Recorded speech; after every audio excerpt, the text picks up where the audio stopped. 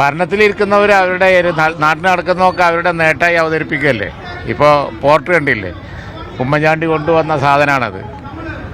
അപ്പോൾ അതിനെപ്പറ്റി ഉദ്ഘാടനം നാളെ നടക്കുകയാണ്, പറയുന്നത് കേട്ടില്ല. അപ്പം ഇരിക്കുന്ന ആരാച്ചാൽ അപ്പോൾ അതിൻ്റെ അപ്പനാവും, അത്ര തന്നെ. അല്ലാതെ വേറെ അതിനകത്ത് കാര്യമൊന്നുമില്ല. സാധനം കൊണ്ടുവന്നത് പിന്നെ ഉമ്മൻചാണ്ടിയാണ്. ഇപ്പം പക്ഷേ പിന്നെ പ്രധാനമന്ത്രി മുഖ്യമന്ത്രിയൊക്കെ അത് നമ്മുടെ പ്രകൃതി നിയമമാണല്ലോ, അതിൽ വലിയ കാര്യമൊന്നുമില്ല.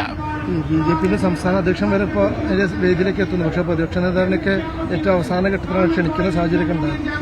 അത് കുഴപ്പമില്ല, ഫോട്ടോ ആരുടെങ്കിലും വെച്ചോട്ടെ, ഒരു ദിവസം നോക്കി എല്ലാവരും ഒഴിവാക്കിക്കോളും. ജനങ്ങളുടെ ഹൃദയത്തിൽ പതിഞ്ഞ ഒരു ഫോട്ടോ ഉണ്ട് വിഴിഞ്ഞം പിന്നെ ഹാർബറിൻ്റെ.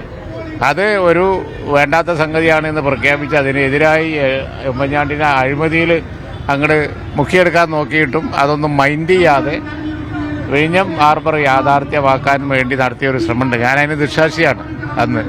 അപ്പോൾ അതുകൊണ്ട് തന്നെ ആ ഒരു ഫോട്ടോ ജനങ്ങളുടെ ഹൃദയത്തിൽ പതിഞ്ഞ സ്ഥിതിക്ക് ഇനിയിപ്പോൾ വേറെ ഫോട്ടോ ചെയ്യലും കുഴപ്പമൊന്നുമില്ല.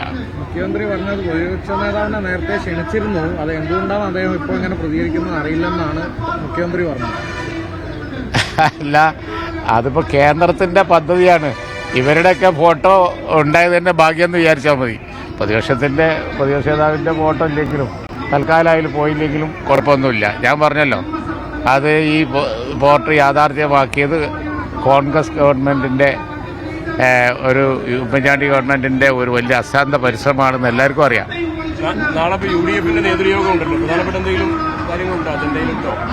ഉള്ളത് മുഴുവൻ വളരെ പ്രധാനപ്പെട്ട തന്നെയാണ്. ഞങ്ങൾ രാഷ്ട്രീയമായ കാര്യങ്ങളാണ് ചർച്ച ചെയ്യുന്നത്. UDFിൻ്റെ ഭാവി പ്രവർത്തനങ്ങൾ ഫൈനലൈസ് ചെയ്യും. എല്ലാ ഒരുക്കങ്ങളും നടത്താനുള്ള ചർച്ചയാണ് നാളെ നടക്കുന്നത്. ഈ മുന്നണി വിപുലീകരണമുള്ള അടുത്തുള്ള കാര്യങ്ങളൊക്കെ വരും. നേരത്തെ UDF മുന്നണി പ്രവേശനത്തോടെ കത്ത് നൽകിയതാണല്ലോ, നേതാക്കളൊക്കെ സന്ദർശിക്കുകയും ചെയ്തിരുന്നു. മുന്നണി വിപുലീകരിക്കാനുള്ള സാധ്യത ഉണ്ട് എന്നുണ്ടെങ്കിൽ അതിൻ്റെ സാധ്യതകളൊക്കെ എല്ലാ സമയത്തും മുന്നണി നോക്കുമല്ലോ. ഇപ്പോൾ നാളെ ജനറലായിട്ടുള്ള വിഷയങ്ങളാണ് ചർച്ച ചെയ്യുന്നത്. എന്ന് പറഞ്ഞാൽ സഹകരിപ്പിക്കുന്നത് പ്രത്യേകിച്ച് നിലമ്പൂർ ഉപതെരഞ്ഞെടുപ്പുമായി ബന്ധപ്പെട്ട സമയത്ത് പ്രധാനമല്ല. അല്ല, ആ വക വിഷയങ്ങളൊക്കെ നാളെ ചർച്ചയ്ക്ക് വരും. തീരുമാനങ്ങളും കാര്യങ്ങളൊക്കെ ഞങ്ങൾ എല്ലാവരും കൂടി ഉണ്ടല്ലോ നാളെ. അപ്പോൾ നാളെ പറയാം. ഓക്കെ.